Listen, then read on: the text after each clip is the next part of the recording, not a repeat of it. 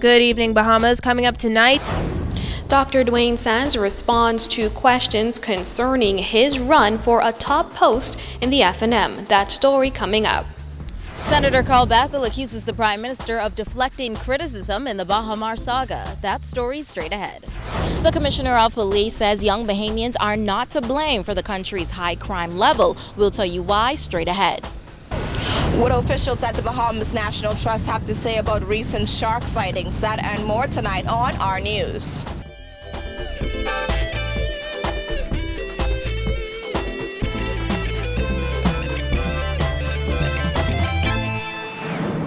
welcome to our news. I'm Christina McNeil. Thanks for joining us. Topping news tonight, it's been a week since Free National Movement Senator Dr. Duane Sands announced that he and Long Island Member of Parliament Loretta Butler Turner would be running for the top posts in the party. Despite the non-committal stance from Butler Turner's camp, Sands says he is confident that his running mate will make her announcement soon. Jasmine Brown has more details in this report. Sands says despite the noise in the marketplace, he is confident that the Butler-Sands team will be the one to unify the F&M. Butler Turner Sands will be the team to bring unity to the Free National Movement. Sands announced last week that he and Butler Turner are running as a team. Despite no formal announcement by Butler Turner, Sands says that is still the plan. Expect that a formal announcement at the time of her choosing will be made. I am in the race, and I look forward to meeting with and talking with every single delegate. Butler Turner, who called into Guardian Radio talk show Q&A yesterday, said she hopes to make a formal announcement before the end of the week. While she remains tight-lipped on the matter, the Long Island MP posted this photo on her Facebook page. Butler Turner indicated she was feeling inspired and wrote the caption, "Moving our country forward. Together ought to be the objective." You know, what a difference a day makes, what a difference a week will make. So just stay tuned. What has happened is that, you know, people say that any press is good press. And so every single day we have enjoyed a lot of chatter in the community. People are talking, and we're happy for that. And as long as people are talking about you in a positive way, that's a good thing. Butler Turner ran against Minnis for the leadership post during the party's convention in 2014, but he beat her 3-1. Sands ran for the deputy leader spot during that convention, but lost to Peter Turnquest.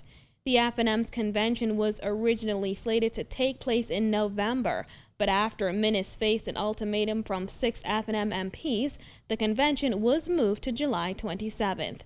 Reporting for our news, I'm Jasmine Brown. Thanks, Jasmine. Well, following Prime Minister Perry Christie's call for an end to anti-Chinese rhetoric surrounding Bahamar, Senator and former Attorney General Carl Bethel is hitting back, explaining it's the government, not the Chinese, being criticized. Dana Smith reports. Christie had called for an end to what he said is an orchestrated anti-Chinese rhetoric. But Bethel said it seems to him Christie is only trying to deflect attention away from the Christie administration's handling of the Bahamar matter. Christie said last week that a lot of prejudice has been brought into play and negative attitudes persist among some about Chinese in the Bahamas. He added the rhetoric and false accusations coming from the F&M and other sources are astounding and not helpful as government seeks to get the resort completed and opened. However, Bethel dismissed those comments. For the Prime Minister to say, don't criticize me, because to criticize me is to be prejudice or racial against the Chinese, that is absolute rubbish. The mega resort is in receivership. Bethel said the blame for that rests squarely on the shoulders of the Christie administration. That's not anti-Chinese to say that you have put the Bahamas into liquidation. It was the government's act that put Bahamar into liquidation, and look what it has done. Bethel said the government interfered in such a way as to tilt and weigh the scales in favor of the lender. This despite Christie maintaining that he did what he could to facilitate the involvement of developer Sarkis's Merlion.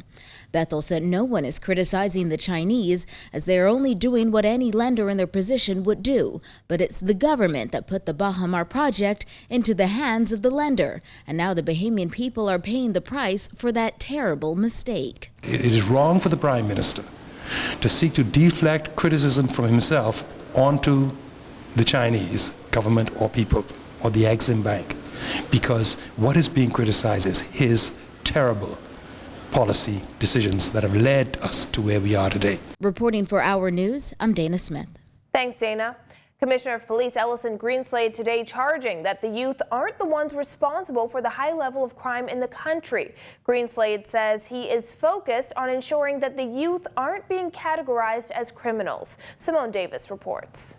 Despite several murders recorded in recent days, Commissioner of Police Ellison Greenslade insisted today the youth of the country are not to blame for crime.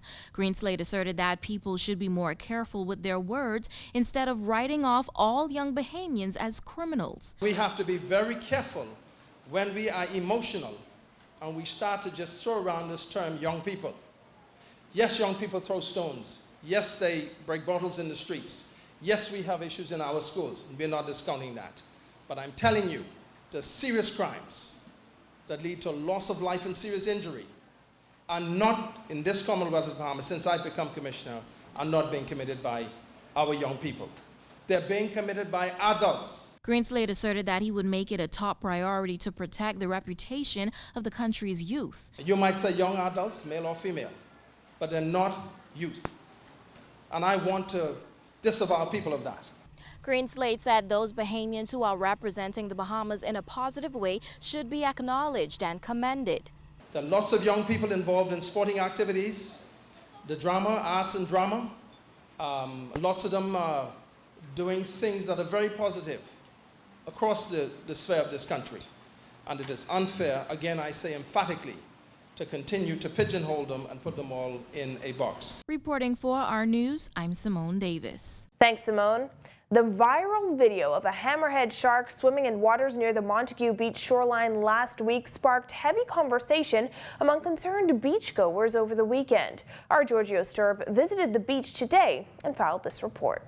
Despite warnings by the Bahamas National Trust not to harm endangered hammerhead sharks, like the one recently spotted in waters near Montague foreshore, one fisherman claims that he and his crew spared the shark over the weekend. Guess we killed him Saturday, because we didn't see him ever since. They tell me about Saturday when you guys went out. When we went out there, we just ran out there and we saw him, and the guy told me it was a problem, so we decided to take him out. We killed him, put 2 spears in his head. In 2011, an amendment to the Fisheries Resources Act made it illegal to possess, fish for, or land any shark or shark parts within the Bahamas.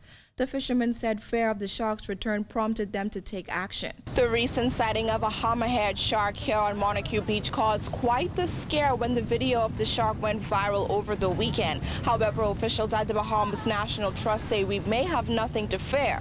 A shark like that, like a great hammerhead, if it is not provoked, is very unlikely to cause any problems to humans. Woodside advises that if you're in the water and happen to spot a shark, staying in a group could help to prevent an attack. If you want to go and venture off and see the animals, staying in groups can sometimes be a good idea.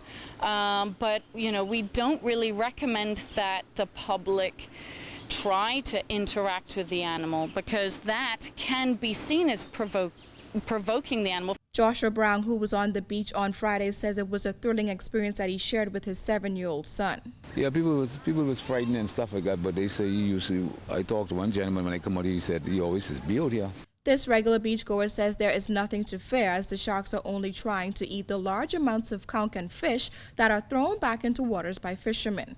I'm not afraid, because most of the time, if he out there and you take a splash, he ain't gonna stay there. He gonna move away. And if it's something which he's interested in, he'll come back. Otherwise than that, what to be afraid of? Joshua Jr. said he will never forget seeing the shark. The shark was right there, and it was long, and up a thing right here. They said the shark is right over there by the rocks. So if you see the shark again, what would you do? Run out the water. Reporting for Our News, I'm Giorgio Sturrup.